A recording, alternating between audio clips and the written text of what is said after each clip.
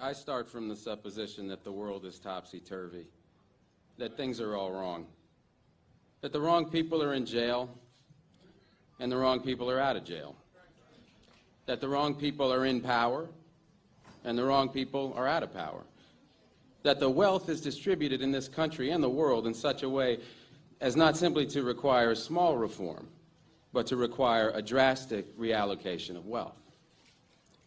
I start from the supposition that we don't have to say too much about this because all we have to do is think about the state of the world today and realize that things are all upside down.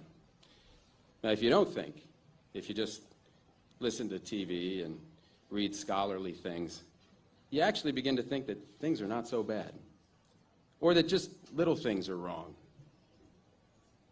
But you have to get a little detached and then come back and look at the world, and you are horrified. So we have to start from that supposition that things are really topsy-turvy. And our topic is topsy-turvy, civil disobedience. Now, as soon as you say the topic is civil disobedience, you're saying our problem is civil disobedience. That is not our problem. Our problem is civil obedience.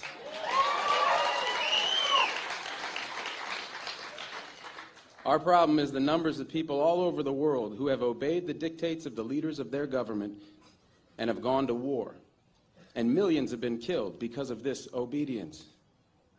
We recognize this for Nazi Germany. We know that the problem there was obedience, that the people obeyed Hitler.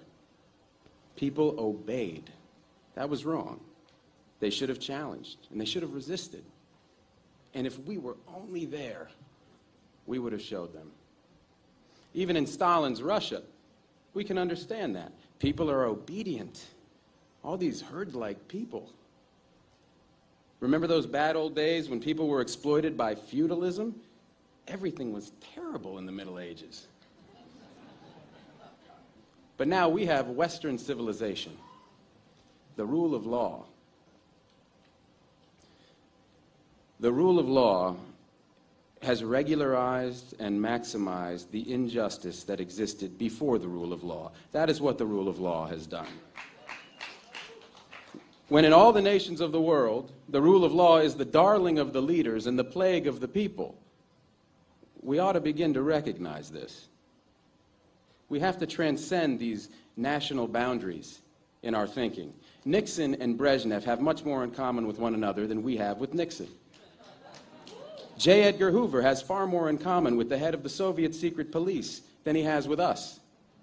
It's the international dedication to law and order that binds the leaders of all countries in a comradely bond. That's why we're always so surprised when they get together. They smile, they shake hands, they smoke cigars. They really like one another, no matter what they say. What we are trying to do, I assume, is really to get back to the principles and aims and spirit of the Declaration of Independence. This spirit is resistance to illegitimate authority and to forces that deprive people of their life and liberty and right to pursue happiness.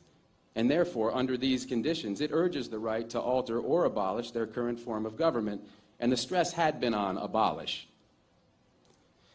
But to establish the principles of the Declaration of Independence, we're going to need to go outside the law, to stop obeying the laws that demand killing or that allocate wealth the way it's been done, or that put people in jail for petty technical offenses and keep other people out of jail for enormous crimes.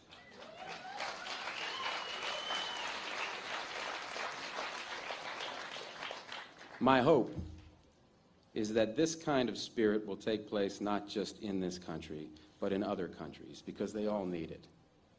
People in all countries need the spirit of disobedience to the state, which is not a metaphysical thing, but a thing of force and wealth.